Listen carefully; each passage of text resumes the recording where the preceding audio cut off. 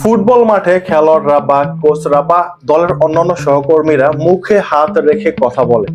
আর এই মুখে হাত রেখে কথা বলার রহস্যটাই বা কি, এটা কিন্তু আমরা সকলেই জানতে চাই এবং এটা কিন্তু আমাদের আগ্রহের কেন্দ্রবিন্দু হয়ে থাকে যে তারা কি কথা বলছে। এটা যদি আমরা শুনতে পারতাম তাহলে আমাদের মনটা স্যাটিসফাইড হতো এবং এটা কিন্তু মানুষের সহজাত আচরণ।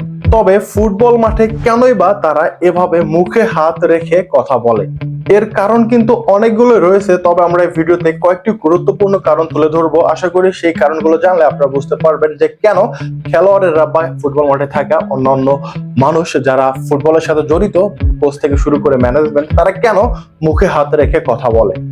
আজকের আধুনিক ফুটবলে শুধু ফুটবল পা দিয়ে খেলা হয় না, এটা আসলে কৌশলের যুদ্ধ।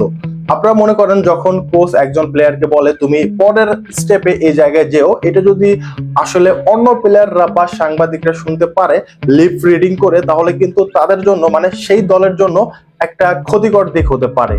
যদি তারা মুখে হাত রেখে কথাগুলো না বলে তাহলে কিন্তু লিপ রিডিং করে সহজেই সেই কথাগুলোর মানে বোঝা যায় এবং তাদের কৌশল কিন্তু ব্যর্থ হয়ে যেতে পারে। এজন্য দেখবেন অনেক কোচ এবং খেলোয়াড়রা কিন্তু একে অপরের মাঝে মুখে হাত দিয়ে কথা বলে থাকে।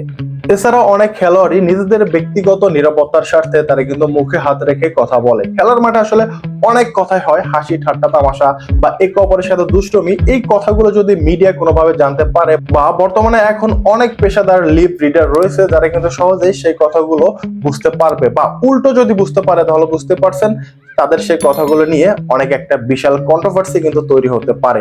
এজন্য আসলে খেলোয়াড়েরা খেলার মাঠে মুখে হাত দিয়ে একে অপরের সাথে দুষ্টমি ফাজলামি বা যে যেটাই করুক না কেন, যে যেটাই বলুক না কেন, সেটা কিন্তু মুখে হাত দিয়ে বলে থাকে। 2023 সালে জেমস ফোর্ডের বিপক্ষে ওয়াকারের সঙ্গে একটা বিতর্কিত ঘটনা ঘটে। পেশাদার লিপ রিডার জেরেমি ফ্রিম্যান দাবি করেন ওয়াকার মাউপেকে হুমকি দেন। যদিও কোনো অডিও ছিল না, শুধুমাত্র ঠোঁট দেখে অনুমান করেছিলেন তিনি, এবং পরবর্তীতে আমরা জানতে পারি তিনি আসলে মানে ওয়াকার আসলে মাউপের সাথে মজা করছিলেন। আর এই ব্যাপারগুলোর জন্যই খেলোয়াড়রা আসলে মুখে হাত দিয়ে কথা বলে, যাতে কেউ তাদের কথাগুলোর ভুল ব্যাখ্যা নিয়ে আসতে না পারে।